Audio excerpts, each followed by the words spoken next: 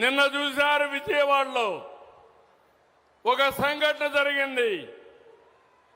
అక్కడుండే సిఐ కాపుని, బాధితుడు కాపుని, దానికి కూడా రాజకీయ రంగు బులిమి కులాన్ని అంటగట్టి పవన్ కళ్యాణ్ పైన ఇష్టానుసారంగా నోరు బారేసుకునే పరిస్థితికి వచ్చారు.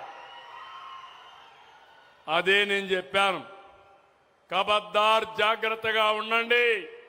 అనవసరంగా నోరు బారేసుకుంటే నోర్లు మూయించే శక్తి ఎన్డీఏకుందని చాలా స్పష్టంగా హెచ్చరించాను. అవునా కాదా? తమ్ముళ్ళు, మొన్నే మీరు చూశారు, 5 ఏళ్లు ఒక్క టీచర్ పోస్ట్ భర్తీ చేయలేదు. చేశారా? ఒక్క టీచర్ పోస్టు. జాబ్ క్యాలెండర్ అన్నారు, ఇచ్చారా? Job calendar. మెగా డిఎస్సి నేను మొదటి సంతకం పెట్టాను. ₹1 అవినీతి లేకుండా 16,000 మందికి ఉద్యోగాలు ఇచ్చిన ఘనత ఎన్డీఏ ప్రభుత్వానిది.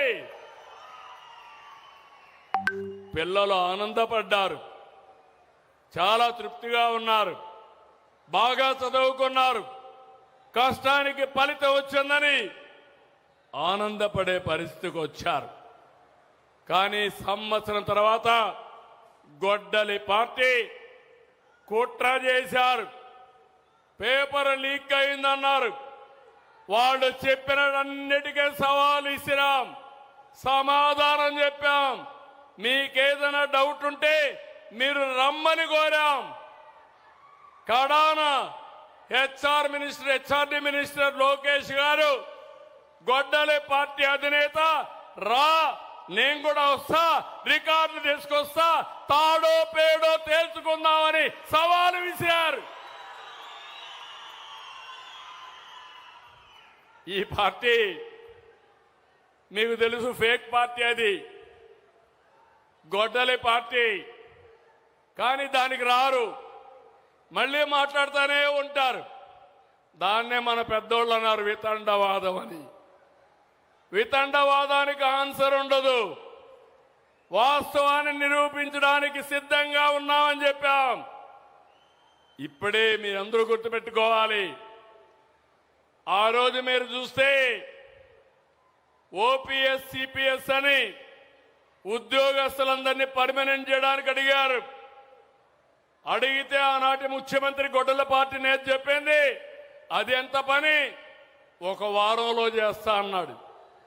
ఎన్ని వారాలైన తమ్ముళ్ళు అని అడుగుతున్నా.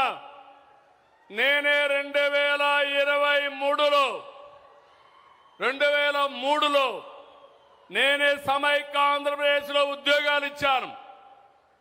ఆ రోజు డిఎస్ఏ పెట్టి ఉద్యోగాలు ఇస్తే దగ్గర 10,750 మంది పాత స్కీమ్లో సెలెక్ట్ అయ్యారు. టెక్నికల్ గా వాళ్ళకి తప్పుబడింది. సుప్రీంకోర్టు కూడా చెప్పింది, హామీ ఇచ్చిన పెద్ద మనిషి పట్టించుకోలేదు. నేను హామీ ఇవ్వలేదు, ఇవ్వకపోయినా 10,750 మంది డిఎస్సి అభ్యర్థులకి ఓపీఎస్ నుంచి సిపిఎస్ కి తీసుకొచ్చిన, సిపిఎస్ నుంచి ఓపీఎస్ తీసుకొచ్చిన ఘనత ఈ తెలుగుదేశం ఎన్డీఏ ప్రభుత్వాన్ని. నిన్నే 11,000 మంది జీవితాల్లో వెలుగునిచ్చాం. వాళ్ళకు రిటైర్మెంట్ అయితే ఒక్కొక్కరికి 2-3 కోట్ల రూపాయలు అదనంగా ఆదాయం వచ్చే పరిస్థితి వస్తుంది. ప్రభుత్వానికి 30,000 కోట్లు అవుతుంది.